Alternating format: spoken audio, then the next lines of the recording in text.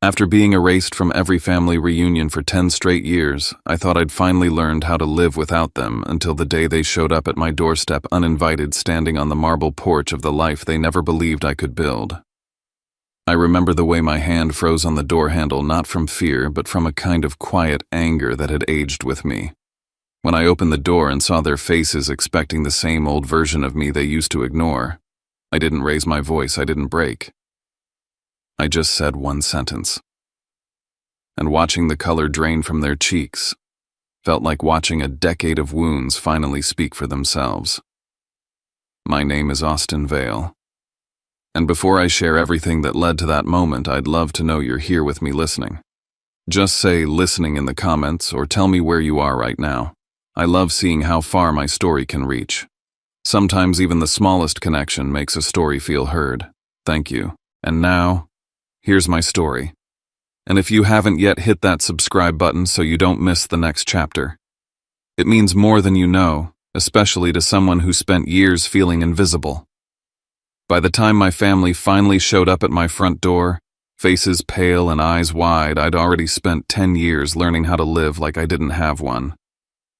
That moment on the marble porch of my new life didn't come out of nowhere. It started on an ordinary Tuesday at 7:42 a.m., in my glass-walled office in Soma, San Francisco, with an email that looked harmless and felt like a punch. The subject line was bright and chirpy: Brooksvale Family Reunion, Carmel Weekend. I clicked it out of habit, not hope. The RSVP list was neatly laid out, every cousin, every in-law, every loud uncle accounted for. My name wasn't there. Again, 10 years in a row. I scrolled twice just to be sure, even though I already knew. The familiar hollowness settled in my chest, that numb space where disappointment had learned to sit quietly. My phone lit up before I could close the laptop. Mom flashed on the screen. I stared at it for a second, then picked up.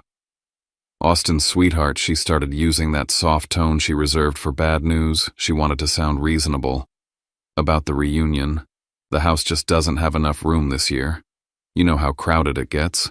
I could see the Carmel house in my mind, 4 bedrooms, a pull-out couch, a deck big enough for 3 families.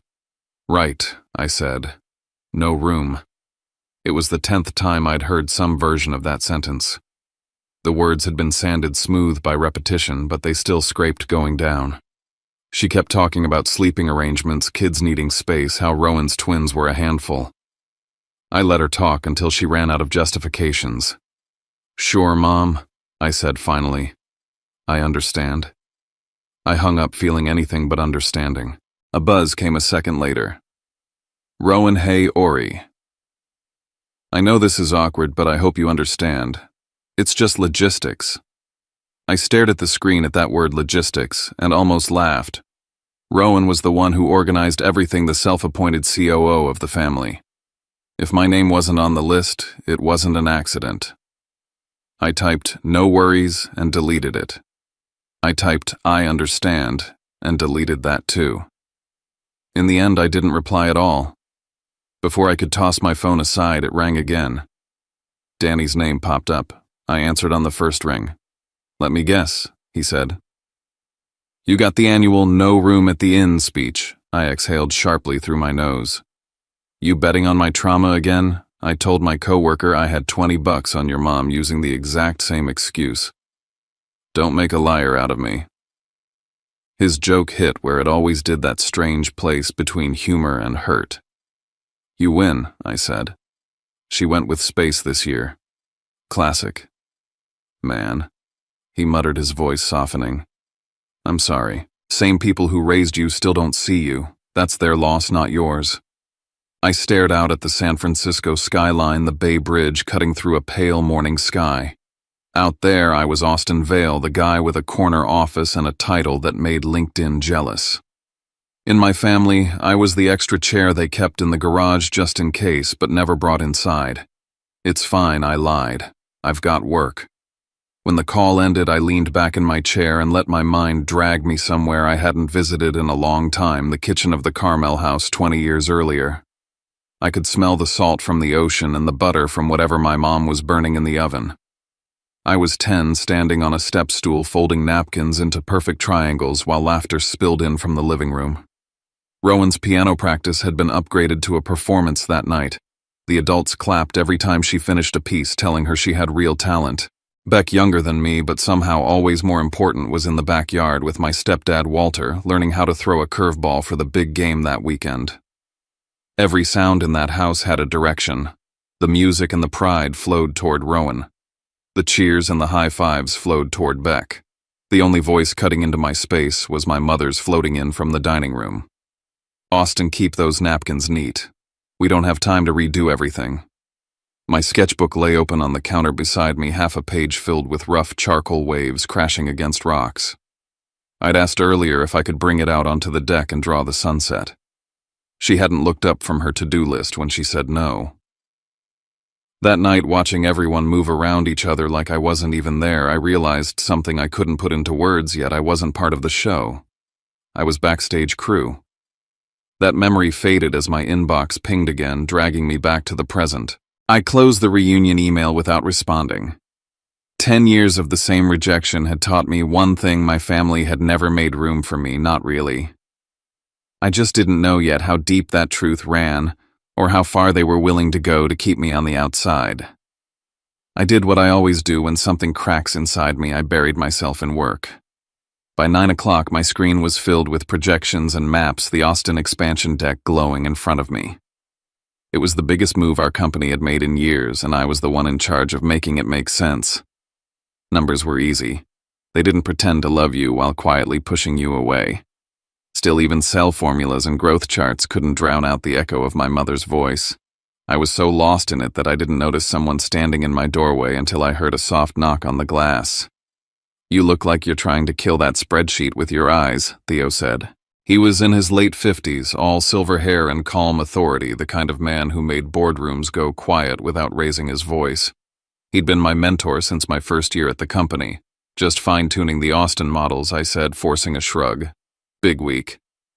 Theo stepped in and closed the door behind him, then leaned against the frame with his arms crossed. "You know I've seen you present to a room full of investors without flinching," he said.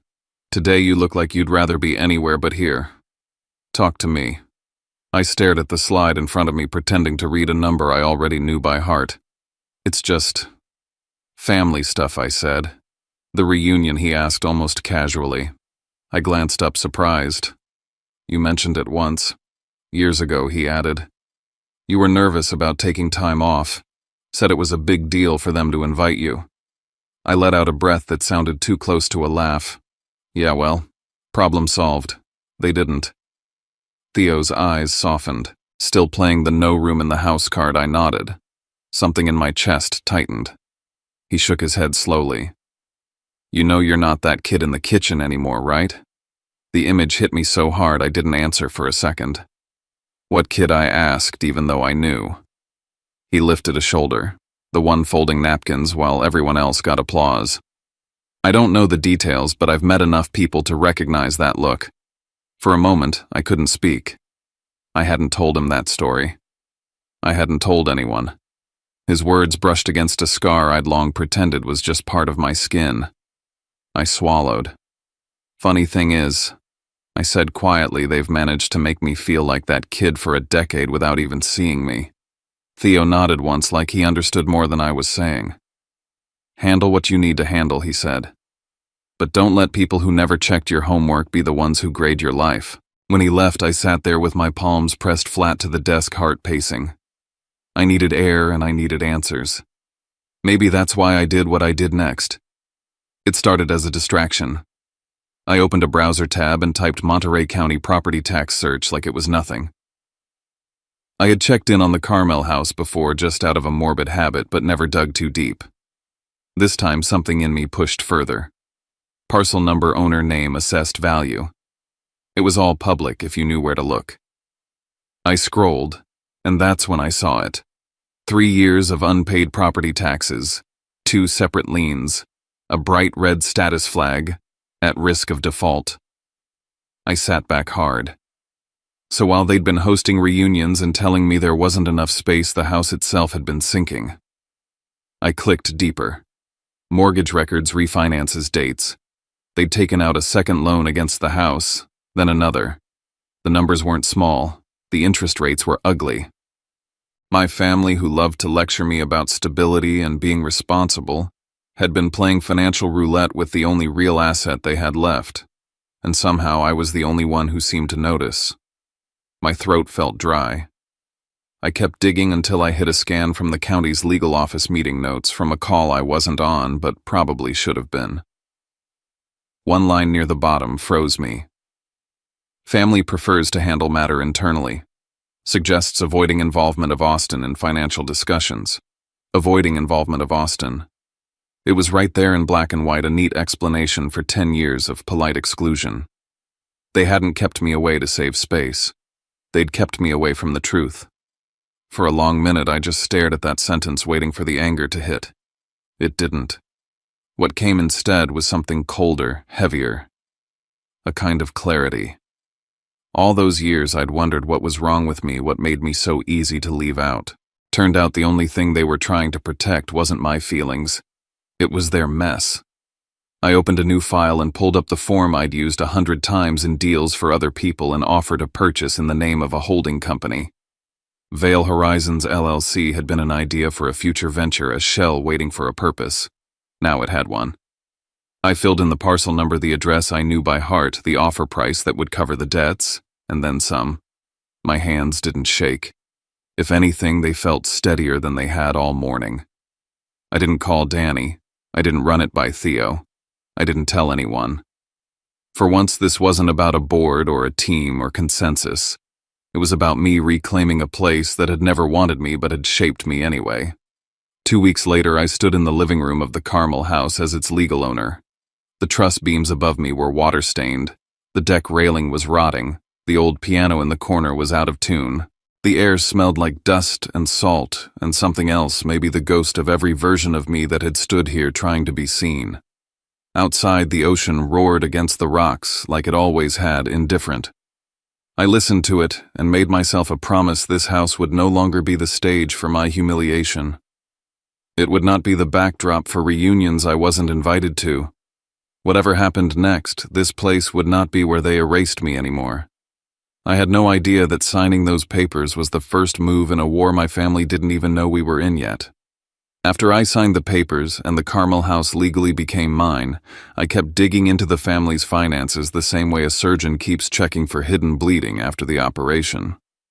I told myself it was just to understand what I had gotten into, but the truth was simpler and heavier. I needed to know how deep the silence went.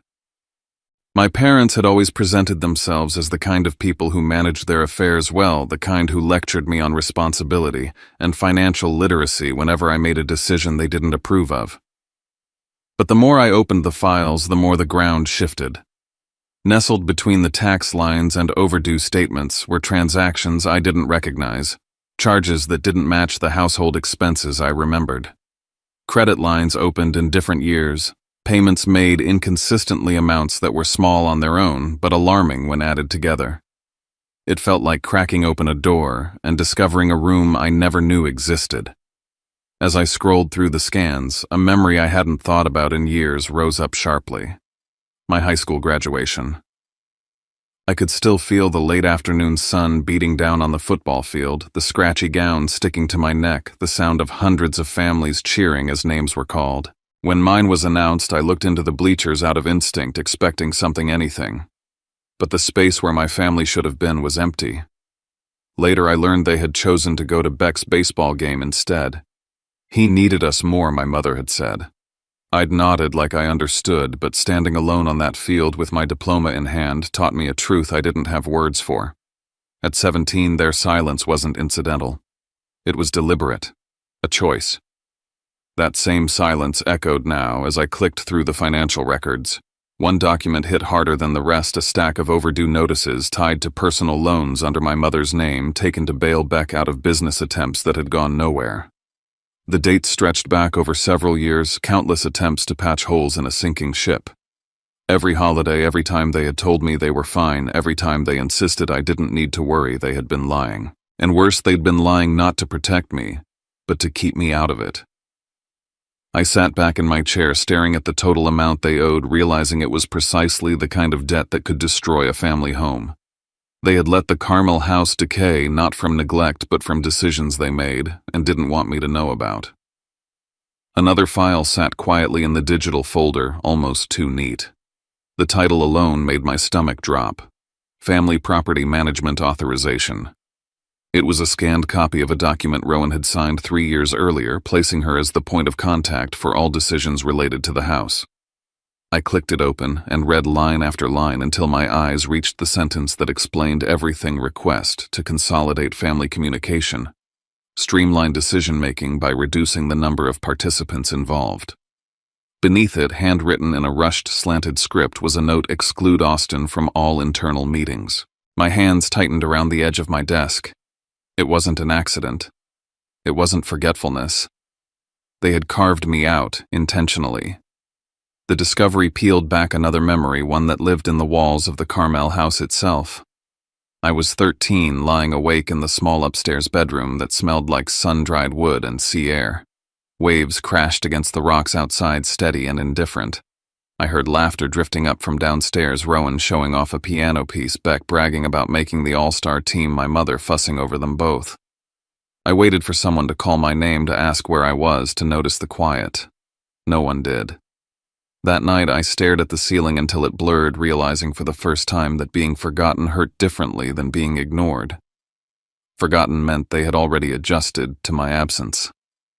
Standing in the Carmel living room years later, the surf pounding outside the windows, I realized that ache had never left me. It had simply changed shape. I walked to the large window overlooking the beach, letting the cold air from a crack in the frame touch my skin. They didn't just forget me, I murmured. They erased me. The house creaked faintly, as if agreeing. The silence inside wasn't empty, it was purposeful. The truth was finally clear: I had never been left out by mistake. I had been removed. And now that I knew, everything that followed would be different. I flew back to San Francisco the next morning, determined to bury myself in work again. The Austin expansion demanded my attention, and focusing on logistics felt safer than wading through the emotional wreckage I'd uncovered. But as soon as my plane landed, my phone started vibrating nonstop. 3 missed calls from Beck. 2 messages from Rowan, both marked urgent. I didn't respond. They hadn't shown urgency in 10 years. Whatever suddenly mattered to them could wait until I found clarity. But clarity wasn't something they intended to give me. When I stepped into the lobby of my office, the receptionist gave me a strained smile and pointed toward the conference room. "Your family is here," she whispered, as if announcing an evacuation. I walked down the hallway and saw them through the glass, my mother sitting rigid in her chair, Rowan pacing with a stack of papers in her hand, and Beck staring at the table like he was waiting for a verdict. For a moment, I just watched them, noting how out of place they looked in the polished space where I spent most of my life.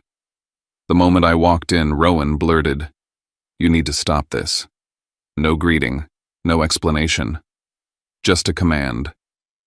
She shoved the papers into my hands, printouts of the property transfer, the liens I had paid off the deed, now under Vale Horizons.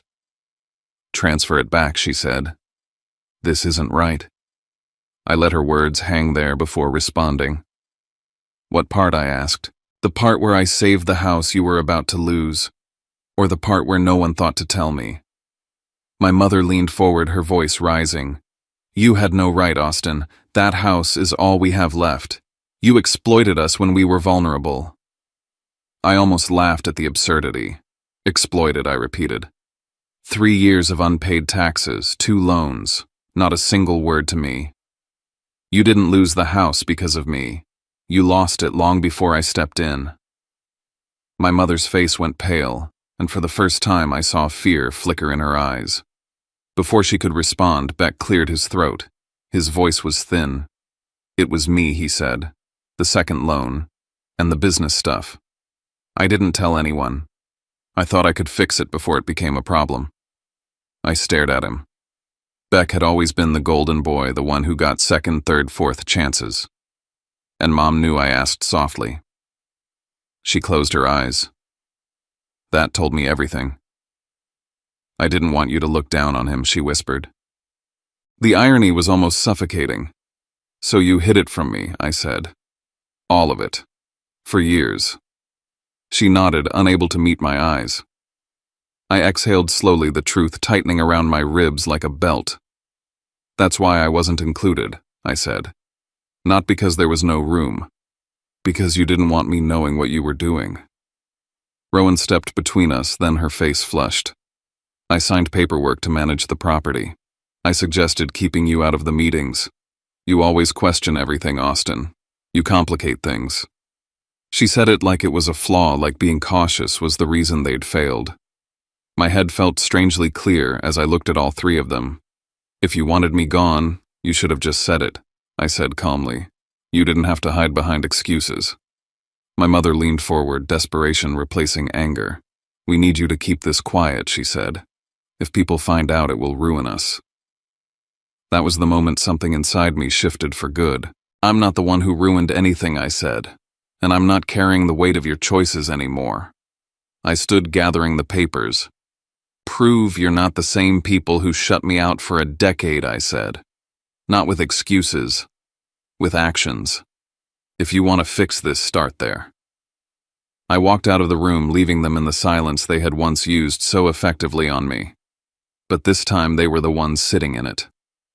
I knew as the door closed behind me that the conflict between us had only begun and none of us would come out the same. I drove back to my place in Lake Tahoe with the kind of exhaustion that sits behind your eyes and refuses to move. I didn't play music on the drive. I didn't call anyone. I just let the miles and the quiet stretch out in front of me. When I finally pulled into the driveway of the new house, a place I bought precisely because it was far from everything and everyone, I felt a brief sense of relief. Space, distance, air. I didn't have to share. All I wanted was one night to think without my family's voices pulling me back into the version of myself they'd always insisted on. But the universe clearly had other plans. As soon as I dropped my bag on the kitchen counter, the doorbell chimed. I froze. It was nearly 9 at night, and no one ever showed up here unannounced. I checked the security camera and my stomach tightened. All three of them stood on the porch, my mother, Rowan, and Beck, each holding luggage, looking like they'd run out of places to go. 3 hours earlier, they'd been in my office telling me to undo everything I'd done. Now they were at my door, faces, tight eyes, uncertain, as if expecting me to be grateful for the surprise. I opened the door slowly. You're here, I said, my voice steady. To talk honestly this time, or to repeat the same rehearsed lines, they looked taken aback. Especially my mother, who had always assumed she controlled the tone of every conversation. They stepped inside, and suddenly the house felt even larger. The floor-to-ceiling windows, the open layout, the quiet elegance, they all seemed to make my family smaller, not me. For once, I wasn't the one shrinking. Rowan wandered into my office and stared at the wall of screens, the polished desk, the plaques I never talked about. You work like this every day, she asked softly. I didn't turn toward her. Every day. My mother stood near the staircase, taking everything in as if she were seeing me for the first time. Why didn't you tell us you'd built all this? I looked at her and said the simplest truth. You never asked. She winced, but not enough to look away. Instead, she cleared her throat. We need to talk about the Carmel house. She spoke carefully now, choosing each word like it mattered. If you transfer the ownership back, we can discuss you joining us for reunion again. The offer landed in the room like a cold draft. I let out a slow breath. So it's a negotiation, I said. A transaction. Access to the family in exchange for real estate. I saw something shift in Beck's expression, guilt maybe, or panic. He rubbed the back of his neck before blurting out what neither of them planned to say. Rowan wanted to come here because she needed to see how much money you actually have. My mother hissed his name, but it was too late. He kept going. She thought you could maybe help cover the debt, or at least part of it. The truth hung there between us, heavy and sour. It wasn't me they'd driven all the way out here for. It was the hope that I was wealthy enough to fix everything they broke. I looked at them, my family, the people I once begged to notice me, and felt a clean, sharp line draw itself inside my chest. I'm not your rescue plan, I said quietly, and showing up at my door doesn't erase 10 years of shutting me out. My mother stepped forward, reaching for my arm like she used to when I was a child. We're trying to make things right, she said. I didn't move and she let her hand fall. Making things right starts with honesty, I said, not demands, not conditions. We ended up in the living room, my family on the couch looking small and out of place while I stood across from them. It struck me how different this was from every argument we'd had in the past. They weren't in control here. They weren't even close. They didn't have a single piece of leverage left except guilt, and I'd finally outgrown that too. They asked questions, they tried explanations, but I had reached the point where emotion didn't cloud clarity anymore. If you want to talk, really talk, I said, I'm here. But I'm done being the person you come to only when everything falls apart. They didn't argue. They just sat there silent, waiting for me to decide what came next. And for the first time in my life, I didn't feel like the child in the corner. I felt like someone whose presence mattered, someone with power, someone they couldn't ignore anymore. As I looked at them in the dim light of my living room, I could feel something shifting, rising like a storm that had been building for years. This wasn't just conflict anymore. It was the beginning of a reckoning I knew none of us were prepared for. A day later, after a night of barely sleeping and hours of circling thoughts, I made a decision. If my family was going to understand who I had become and what they had lost by keeping me out, they needed to see my world not as outsiders trying to take something from me, but as people finally forced to confront the truth. So I invited them to dinner at the Ritz-Carlton in Half Moon Bay, the same place where I often met investors and clients who trusted me with decisions far larger than anything my family had ever allowed me to handle. The drive along the coast was quiet. The hotel rose from the cliffs like something pulled from a postcard, all stone and glass and evening light. Inside the dining room, the chandeliers glowed softly above white tablecloths and tall windows that framed the ocean. My family walked in and immediately stiffened, overwhelmed by a world they didn't even know I belonged to. They tried to hide it, but I saw the way their eyes widened, the way their shoulders pulled back. We sat down, and before I could say anything, a familiar voice cut through the room. Austin, Theo said, walking toward us with a warm smile. I'm glad I caught you. He turned to my mother and extended his hand. Your son is one of the strongest candidates for our executive committee, a future leader in the making. I didn't need to look at my family to know their expressions. Shock, disbelief, pride they hadn't earned. For a moment, no one spoke. When Theo left, my mother leaned in. Why didn't you tell me any of this? She asked. Her voice was small and, for once, not demanding. I met her eyes. Because you didn't want to hear it, I said. Every time I tried, you changed the subject, or redirected it to Rowan, or Beck.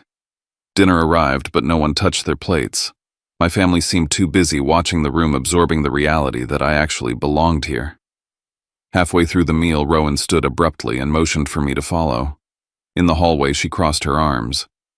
Beck didn't tell you everything she said. He didn't just take out loans. He used the house as collateral again a few months ago.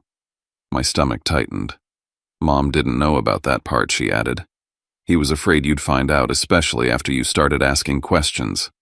I nodded slowly. So if I hadn't bought it, I said the bank would have. Rowan looked away, probably by the end of the year. For a moment, neither of us moved. Then she whispered, I'm not proud of how we handled things. Back at the table, I told them what I knew. I laid out every detail, every debt, every secret, every lie they'd told themselves about protecting me or protecting each other. The truth sat between us like a heavy stone. My mother put her fork down and pressed a hand to her chest. I didn't keep you out because I didn't care, she said. I kept you out because I knew how capable you were. I thought if you got involved, everything you touched would outshine your brother and sister. I couldn't risk breaking the balance. Her words hit harder than any accusation she'd thrown at me. The balance. The idea that I needed to dim so they could shine. I felt anger rise, but beneath it was something older, a grief I'd been carrying since childhood. I spent 30 years trying to earn a place you'd already decided I couldn't have, I said quietly. No one spoke after that. The silence wasn't dismissive this time. It was stunned. Exposed. Real. I stood and walked toward the balcony outside the dining hall. The night air was cold, the waves crashing far below. For the first time since this all began, I didn't feel invisible. I felt seen, even if it hurt. My family remained inside, too shaken to move, and I let the darkness and the ocean steady me. The conflict had reached a point where words alone couldn't carry it anymore. This was the threshold, the edge of what we had been and what we might become. I didn't know if this was a beginning or an ending. All I knew was that nothing about us would ever return to how it was before. I returned to Lake Tahoe after the tense dinner at the Ritz-Carlton, carrying the weight of everything said and everything left unsaid. Something in me knew my family hadn't told the whole truth. The house was quiet when I tried to sleep, but my mind refused to settle. Near midnight, I heard a knock at my door. My mother stood there with a wooden box I recognized instantly, the one she kept hidden in the Carmel attic. She sat beside me and opened it slowly. Inside were pieces of my childhood I never knew. She saved newspaper clippings from science fairs I'd won, my old STEM medal, blurry photos taken of me from backstage. For years I thought she never cared enough to keep anything of mine. Seeing it now knocked the breath out of me. Then she confessed something I never saw coming. She had intentionally downplayed my accomplishments because she feared that if I grew too fast, I'd leave her the same way my father did. I felt the floor shift. All my life I thought he'd left because of me, because I wasn't enough. She explained he left because of pressure she put on him, not because of me. Decades of misplaced guilt shattered in that moment. Footsteps sounded at the door. Rowan had overheard. Her face was pale as she realized the truth she had never imagined. She had resented me for years because she assumed I was the favorite, when in reality I was the one our mother feared losing. "I wasn't angry at you," she said quietly. "I was angry at a story I made up." For the first time we stood face to face, without hostility, only hurt and understanding. My mother reached for my hand, asking for forgiveness. She admitted she didn't deserve yet. "I want to fix this," she said. "I'm ready to change." I told her forgiveness couldn't come overnight. If they wanted a place in my life, it had to be earned through actions, not promises. Later, alone on the balcony overlooking the still lake, I felt myself standing at a crossroads: remain alone or give them one final chance to meet me where I truly was. Morning sunlight filled the Tahoe house as I packed for Austin, where I was set to take on my new role as Regional Strategy Director. It was the biggest step of my career, one I fought for alone. When I came downstairs, my family waited in the entryway, quieter and more subdued than I had ever seen them. Rowan approached first, handing me the authorization papers she once used to cut me out of family decisions. "If you'll have me, I want you involved, really involved. No more hiding, no more control." Beck stepped forward next. He admitted the debt was worse than what I had discovered, and said he wasn't asking for money, only guidance to rebuild without leaning on anyone. It was the first real accountability I'd ever heard from him. Then my mother placed the old Carmel key in my hand. "The house is yours," she said softly. "Whatever you choose to do with it, we'll respect." It wasn't a negotiation. It was acceptance, finally. I told them I would keep the house, but not as a symbol of exclusion. I'd keep it as a place to start over on my terms. And I added one condition: reunions from now on would alternate between Austin and Carmel. If they wanted me in the family, they had to step into my world the same way they expected me to step into theirs. To my surprise, they all agreed immediately. No pushback, no bargaining, just sincerity. When I loaded my suitcase into the car, they walked beside me, not ahead, not behind, but beside. For the first time, we stood on level ground. As I drove away, looking one last time at the Tahoe house glowing in the morning light, I realized I didn't know exactly what the future held for us. But the difference now was simple and profound. For the first time in 30 years, the choice was mine. I headed toward Austin with both old memories and a new beginning, one I had opened for myself.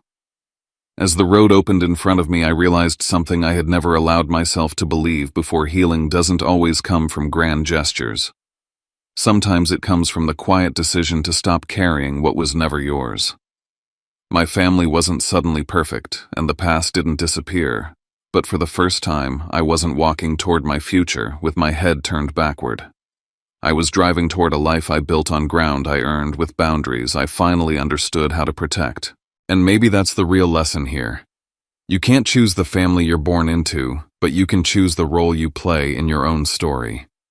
You can choose what to hold on to, what to release, and when to open the door to something better, even if it means opening it alone. If you're listening right now, wherever you are, maybe in your room on a late-night drive or sitting somewhere quiet, I'd love to know you're here with me.